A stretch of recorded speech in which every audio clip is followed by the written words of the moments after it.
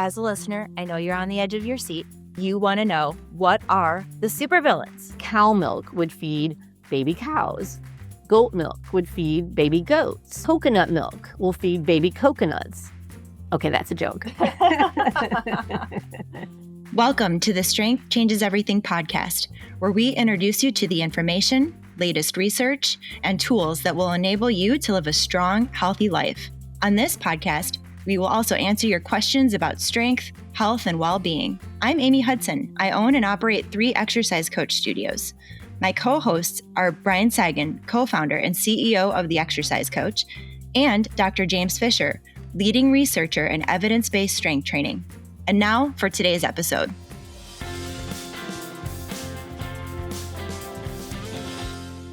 Welcome back to the Strength Changes Everything podcast. Today's episode is all about nutrition. So knowing what to eat really has been a challenge for many people over the years.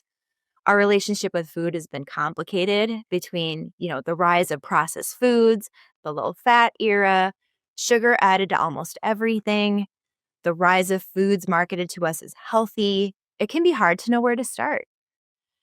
Building off of a previous episode on Strength Changes Everything podcast, all about the Exercise Coach's Metabolic program, today's episode is going to focus on a resource that we provide our clients at Exercise Coach Studios called the Exercise Coach Nutrition Playbook. This guide simplifies the nutritional recommendations that will allow us to address 3 prominent health troublemakers caused by a bad diet. And those are high blood sugar, systemic inflammation, and poor digestive health. Today, we're going to take a deep dive into what the Nutrition Playbook calls supervillains. So these are categories of food that may be doing us more harm than good when we ingest them. We're going to reveal today the top 7 food supervillains. We're going to provide some examples of each, and we're going to teach you why each of them may be beneficial to eliminate, at least for a time, to improve metabolic function and address these 3 health troublemakers. Gerianne Cygan is the author of the Nutrition Playbook, and she is here today to go through the 7 supervillains with us, and we'll be back next week to teach us about the foods that should be on our plate and why those are important to our overall metabolism and best health. So welcome back, Gerianne Cygan, to the podcast. How are you? I'm good. Thanks for having me. Thank you for being here. So today's episode, we're all focusing on supervillains. So first, let's start off by defining, what do we mean by the term supervillains when it comes to food? Well, that's just a name that, we call foods here at the Exercise Coach that are largely responsible for causing the 3 troublemakers that you mentioned, which are inflammation, high blood sugar, and poor digestive health. So while we don't necessarily recommend or even ask that you avoid them completely, we do want you to be aware of them. We want you to know what havoc they can wreak in the body, and then reduce them to something you may only consume once in a while. There's a few that are probably in our never eat category, and once we get to those, we'll make mention of that when we come to them. Okay, so as a listener, I know you're on the edge of your seat. You want to know, what are the supervillains? So as I mentioned, we're going to reveal all 7 today. So the first supervillain number 1, is sugar. All right, so Gerianne, can you elaborate? What are we talking about here with sugar? Sure. Well, everybody, I believe, in the planet has already heard that sugar is not good for you. If you haven't, if you're the one, then I have bad news for you. And, sugar is just a culprit in so many health issues, including inflamed organs and other parts of the body, diabetes, heart disease, and digestive health-related disease and discomfort. So eliminating sugars as much as possible is truly your best plan of attack. And while we know this is probably not 100% possible, there are still strategies to at least pick better sources if you are going to consume. Yes. And that is a big key. So can you give us some examples of what foods would fall into this sugar category? Sure. And, sugar comes in so many forms, and the list is quite long. Many of us don't even realize that some of the items in the list are actually sugar. Quick examples would be cane sugar, beet sugar, brown sugars, molasses, glucose, maple syrup, honey, maltodextrin, coconut sugar, turbinado. And of course, fruits are also sugars as well. Well, fortunately, if you eat those in smaller quantities, fruits at least can provide a lot of other great nutrients, and some fruits absorb much slower in the body if you eat them with their skin, for example, because then that's fiber. So we can have a link later in our show notes on a whole huge list of ingredients that you might come across in foods that would actually just be sugar. Awesome. Yes, we'll link to that in the show notes. Once you start to learn how to read labels, you're going to see how many foods contain added sugars in some sneaky ways some of the time. So now let's get into then why can it be detrimental to consume sugar of any form like on a regular basis? So, without going into every medical reason, to which there are many, the big general reasons why sugar is detrimental is number one, it causes blood sugar instability. So, in the short term, for those who are not diabetic or you're young, sugar leads to what we'll call sugar highs, meaning your blood sugar spikes high. And then that leads to blood sugar crashes, which cause fatigue, irritability, and even more hunger. And then they increase your sugar cravings or the desire for more sugary foods.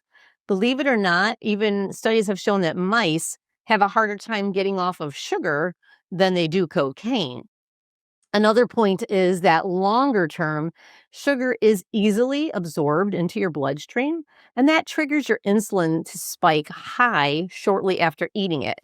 Continual eating of sugar eventually will lead to continued high insulin levels, which leads to diabetes and metabolic syndrome, where your body actually becomes what we call insulin resistant. And this means that it takes a greater amount of insulin time after time to push back that sugar, to lower that sugar in your body to what your body considers normal. Over time, what happens though is that normal becomes higher and higher because your body now cannot reduce its own glucose levels enough. And this is why people have to go on insulin medication because eventually your own body can't even make enough to lower that sugar down to safe levels. And then another point is that sugar leads to a lot of other health concerns and diseases, which include heart disease, arthritis, certain cancers, accelerated aging, liver disease, dental decay, anxiety and depression. And many studies are now showing that it leads to potentially to dementia. And then on a fat loss basis, or what we'll call in this case a fat gain basis, excess sugar simply leads to stored body fat. Your body is only capable of storing a certain amount of sugar as glycogen. The excess is converted to fats, namely in triglycerides, which are stored in fat tissue, and eventually frequent sugar intake just simply keeps your body in that fat storage mode. So the bottom line is, in order to lose body fat, you're going to need to get off sugar. Wow. Okay. Yeah. I mean, if you just listen to that long list of issues involving sugar, I mean, when I hear that, it's like diseases, anxiety, depression, dementia, dental decay, high blood sugar levels, fat storage. Man, I really, it really gives me motivation to limit that sugar because there's hardly any benefit. I mean, is there any? It sounds like there's hardly any benefit to eating sugar at all. Right. Correct. I wish there was. Oh, oh gosh. Well, okay, let's get into supervillain number 2. So our second supervillain, according to the nutrition playbook here, is grains and starchy foods. Yes. So grains are the seeds of plants. And generally speaking, we know them as wheat, rice, oats, corn, barley, millet, and so on. So starchy foods are generally anything made from these grains, like breads, pastas, chips, crackers, cereals, etc. Starches also include potatoes, and some vegetables are considered starchy vegetables. That just means they simply have a higher starch, or let's break it down to calling it a sugar content. Starches are sugars for our discussion purposes, and they promote the same things we just discussed regarding sugar. In addition, some grains contain inflammatory components that can cause damage to your intestinal lining and lead to our third troublemaker, poor digestive health. Some of the more common components are gluten, and gluten can increase gut permeability or cause what we now know as leaky gut. They have lectins, which disrupt our intestinal barrier, and that can lead to immune responses. And then they have phytates, which can lead to mineral deficiencies. Okay. So why can it be detrimental for us then to consume starchy foods and grains from the list you just gave us regularly? hmm And again, going back to sugars, and starches and are sugars, and grains are sugars, and grains are detrimental for those similar reasons that we just discussed, that whole list with sugar. And additionally, then grains and starches can lead to that variety of digestive related illness, which then, once you have digestive related illness, that, believe it or not, leads to a whole host of other illnesses in the body. Most grains are not very nutritionally dense and thus simply not needed in your diet. Most that we used are very refined and ground down to their basic sugar state of being. We typically use grains as flours, and these are put into cakes, cookies, chips, pancakes, breading, and gravies. There are some grains and starches that are more nutrient dense, and they can be a part of a regular diet a few times a week, like quinoa, brown rice, buckwheat, sweet potatoes, and even some sourdough bread milled from fresh organic grains. And so my tip is, with all grains, starches, and sugars, if you do consume them, remember to eat them also with a protein and a good fat, which will allow for slower absorption in your body. So, for example, if you're going to have some tortilla chips, eat them for dinner with some chicken, protein, and guacamole, fat, and a nice vegetable salad is going to even help more. So that's going to be helping you on the blood sugar control. It's really not going to change a whole lot on the digestive issues. So that's why we still want to limit them and not have them regularly. But that is a tip to at least help with the blood sugar control. Got it. Awesome. Well, thank you for breaking that down. I mean, what I heard you say basically at a high level in this category is that most of these starches and grains, for the nutritional content they provide, it really doesn't outweigh some of the downsides that are coming along with it. It's like, why is this worth it, right? It's hmm not doing us more good than bad sometimes. Correct. Perfect. All right. So supervillain number 3. So far we've done sugar, we've done grains and starchy foods. Supervillain number 3 is dairy products. Yeah, so on the basic level, let's define milk, right? Milk is made by the mother of a species to feed the babies of that species to encourage intensive growth in the early years. So, for example, cow milk would feed baby cows, goat milk would feed baby goats, coconut milk will feed baby coconuts. Okay, that's a joke. Gotcha. So milk, and then would cheese fall into this category too? Sure, anything made from dairy, from milk. Okay. So why are dairy products in general then considered a supervillain in terms of the nutrition playbook?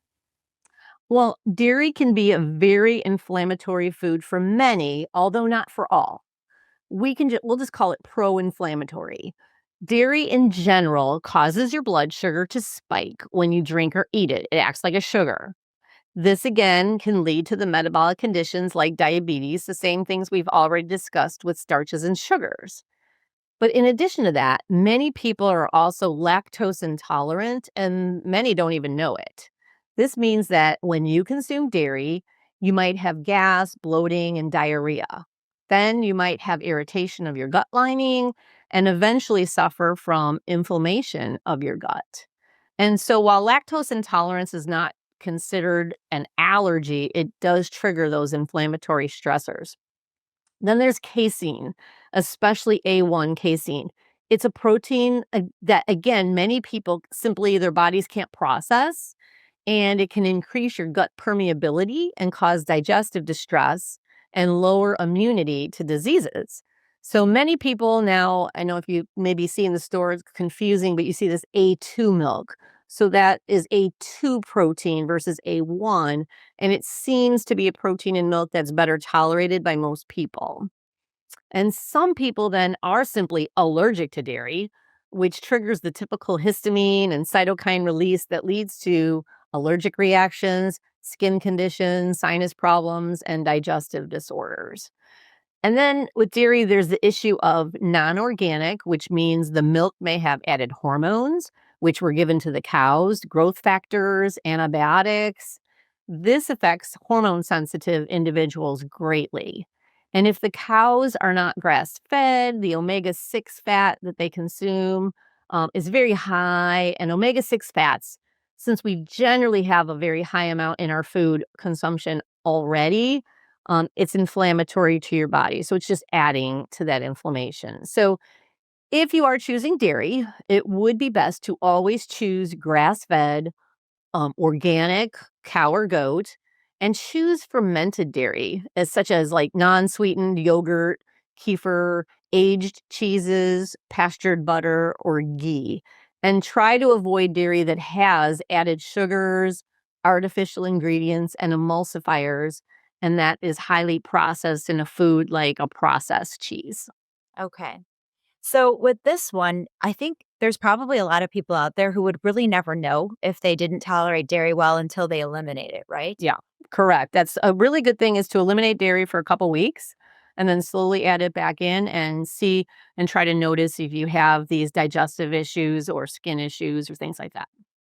Yeah. I mean, everyone knows what bloating feels like. Everyone knows what sort of an allergic reaction looks and feels like.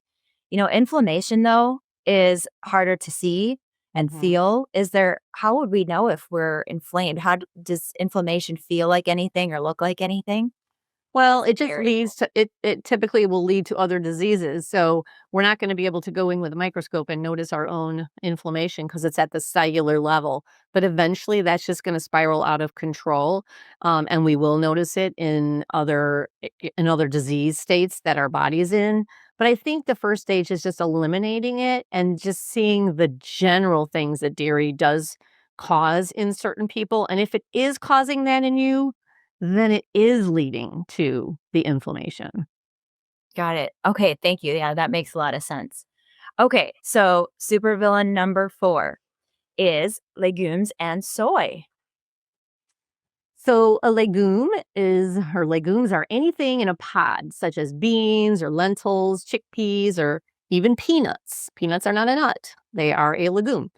Soy refers to soybeans, which are also a legume, or products made from soy. Okay. So, why are these in our supervillain list? So while legumes are not, bad in and of themselves, they're considered nutritionally problematic for a few reasons, especially for those with digestive issues, mineral deficiencies, or inflammatory conditions already. So, like we discussed with grains, legumes also contain these substances called phytates and lectins. And the same issues that we discussed earlier with grains applies here to legumes. Many people, especially vegetarians and vegans, heavily rely on legumes as their protein source.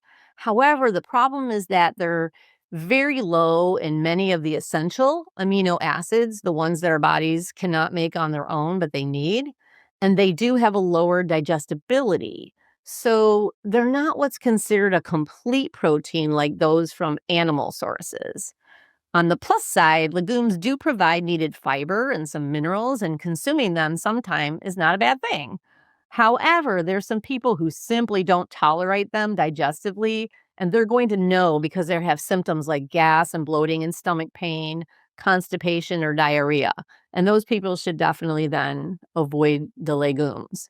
If you do eat them, knowing how to soak them properly and prepare them properly can truly help with digestion and some of the issues that may be more detrimental. And soy, then we're talking about soy. So soy is a legume.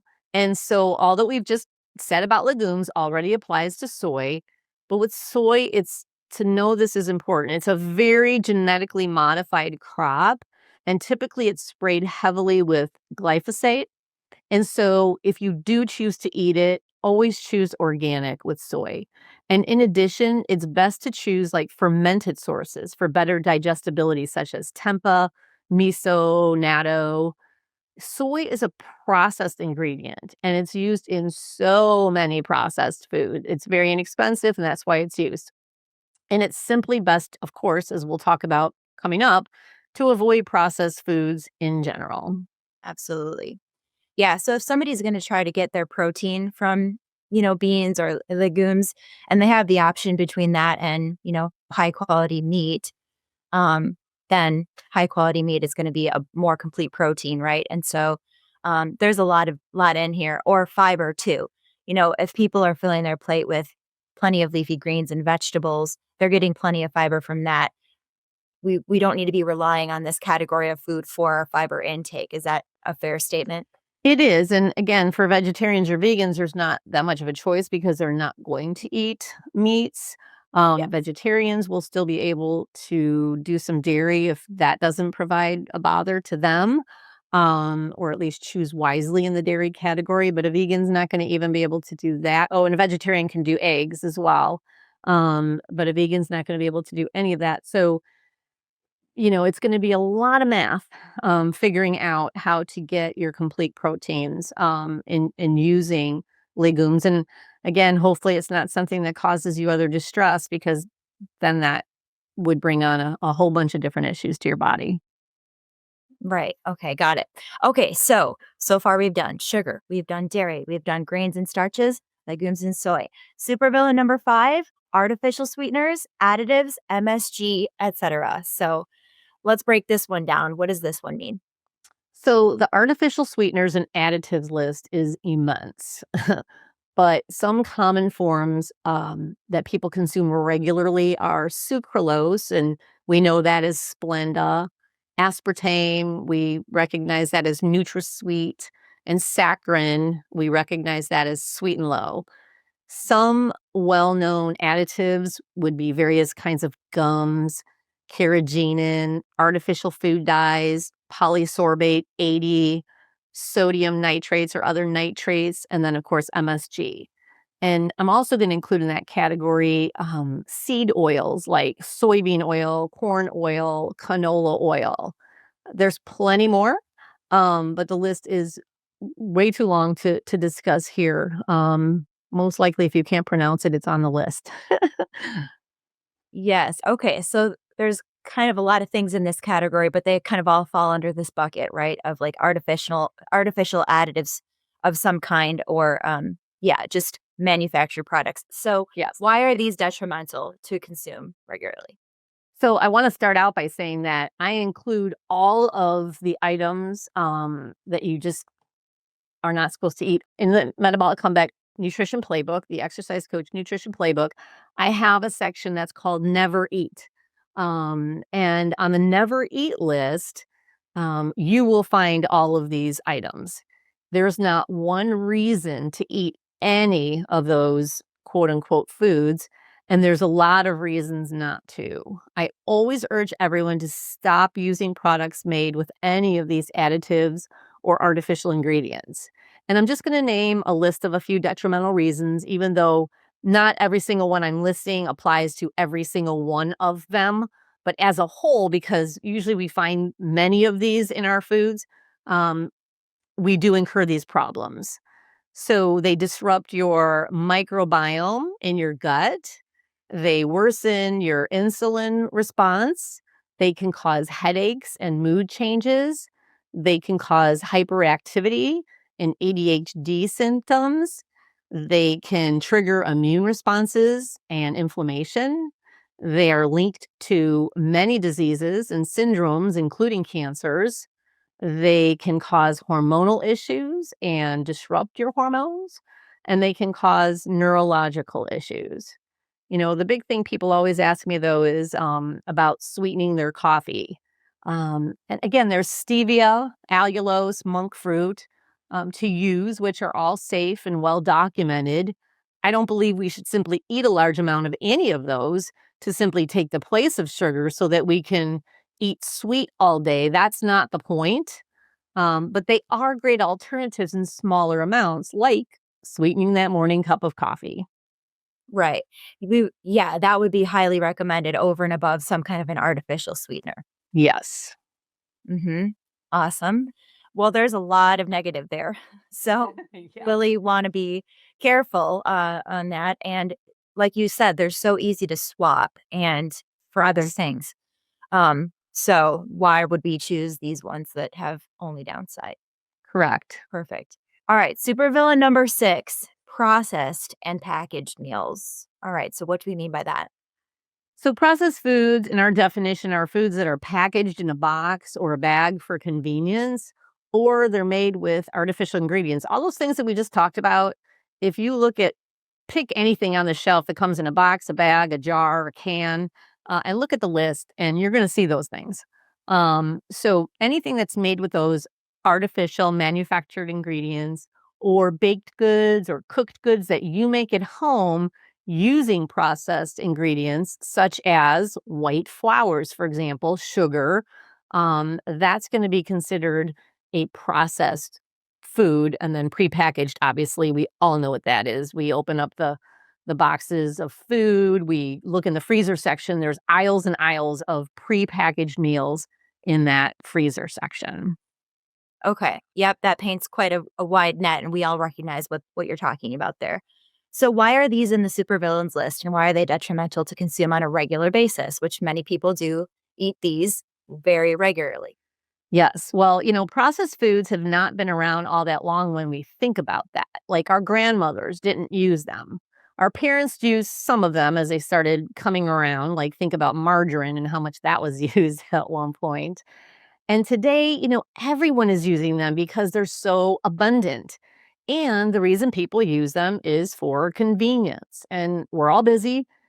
We all don't have time to cook. We all don't have time to make things from scratch. So it's convenient. And we don't have to prepare the food because they're ready to microwave or just cook in a toaster oven or bake with it.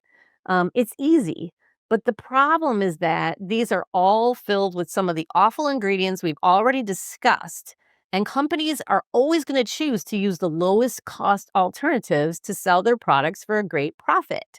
So think about all the processed foods made with high fructose corn syrup, for example, soybean oil, fillers, gums, and all the other artificial ingredients that we just talked about. I mean, you can go up and down every aisle in the store and you will find a ton of these products. It's hard to have to always recommend this to people because we are busy. I'm busy, but I do recommend against processed foods as much as possible and to always make your own from scratch. When it comes to baking, just be wise about the flour choices that you make. Find recipes perhaps with coconut flour or almond flour, for example. Be wise about things like chocolate. Um, for meals, be wise about the meat you buy. Where does it come from? Do you have opportunities to buy grass fed meat? Do you have opportunities to buy from local farms? We have to totally turn the table on the processed foods and turn back to wholesome, whole food eating. Absolutely. Yeah, as you were describing this, and thank you for breaking all that down, I'm picturing the supermarket and, you know, the processed packaged things that really fill most of the middle aisles of the store are all this. And Yep. it's the contrast definitionally to Whole Foods, which are on the perimeter of the grocery store, typically. Right. And so, yeah, that's a helpful way to think about this is like, is this manufactured for convenience or is this a real food? And what can I switch in order to have a snack or whatever I'm looking for here? That's a whole food version, which we'll talk Right. about next week. Yes.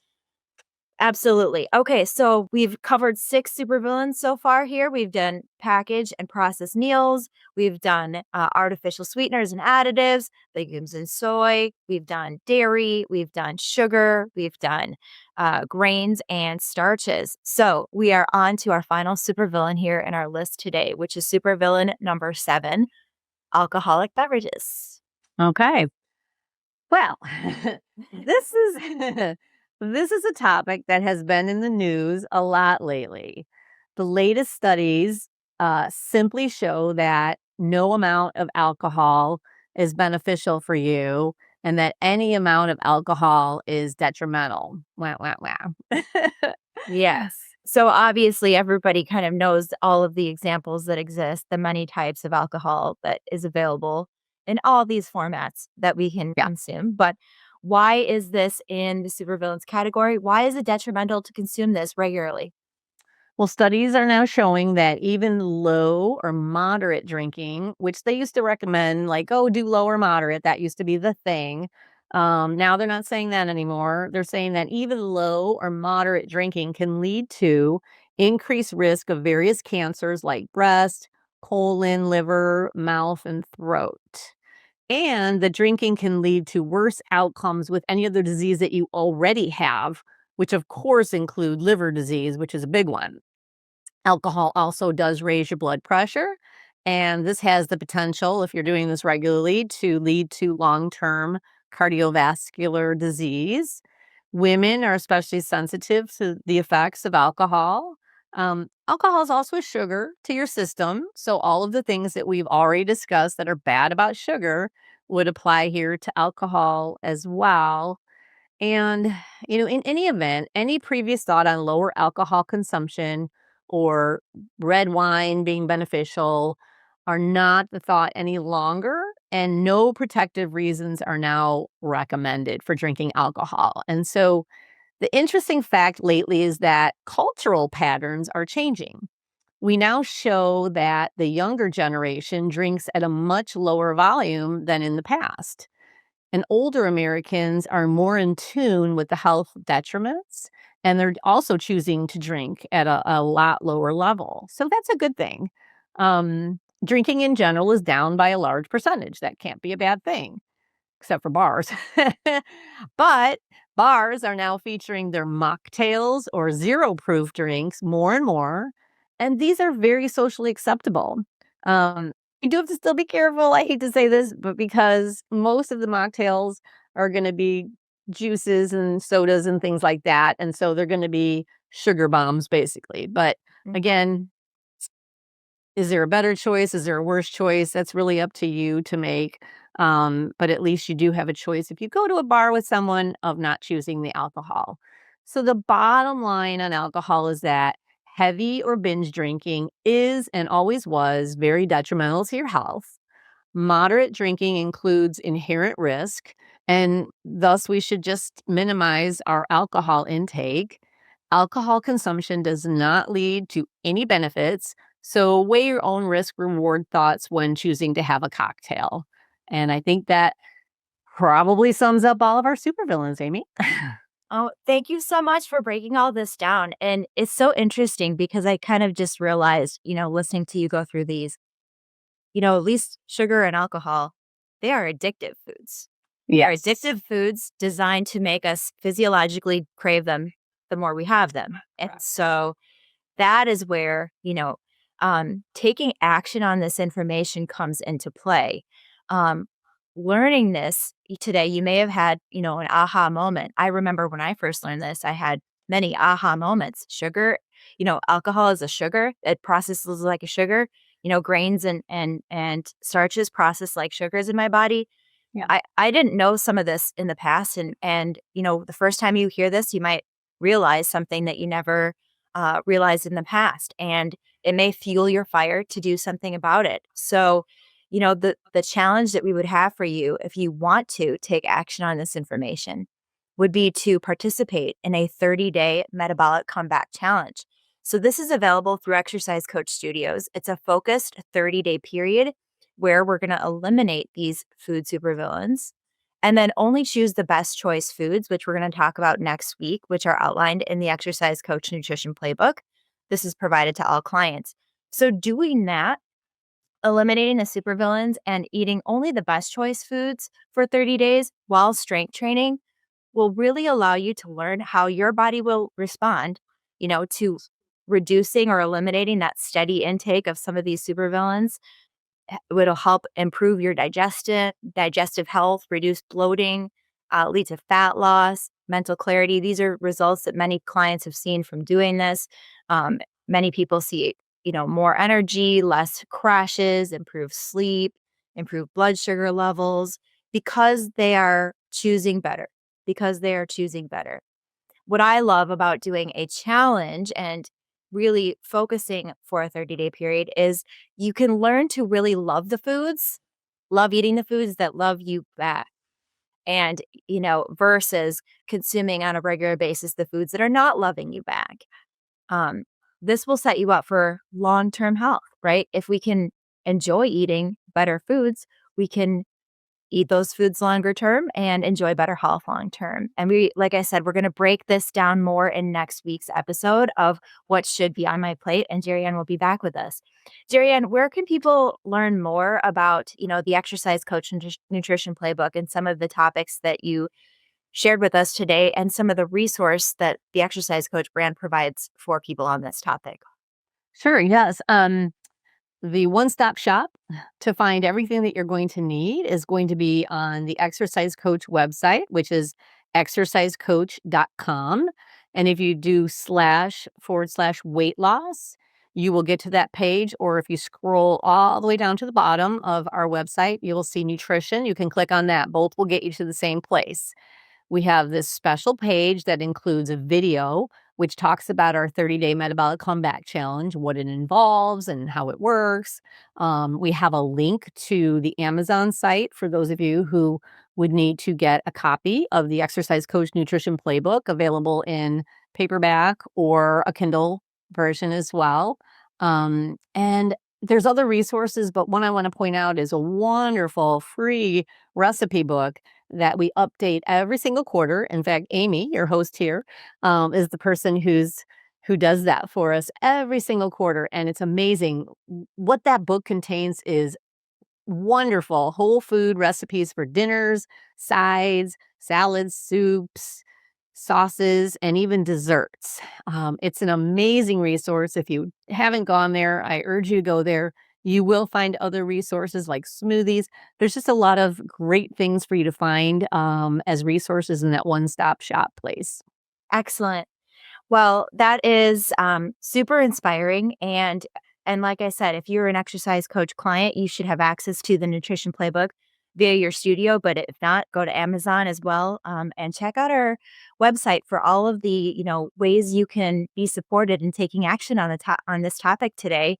I hope that you had an aha moment in this episode today, and I hope that it fuels your fire to make healthier choices for yourself this year in 2026. Sometimes when we know better, we can do better, right? So, like I said, next week, Gerianne will be back. We're going to break down not what the supervillains are, but what our heroes are, what should be on our plate. And I'm excited to go through all of those next week. Until then, we hope you remember, strength changes everything. Thanks for listening. If you enjoyed today's episode, please share it with a friend. You can submit a question or connect with the show at strengthchangeseverything.com. Join us next week for another episode, and be sure to follow the show on Apple Podcasts, YouTube, or wherever you get your podcasts so that you never miss another episode. Here's to you and your best health.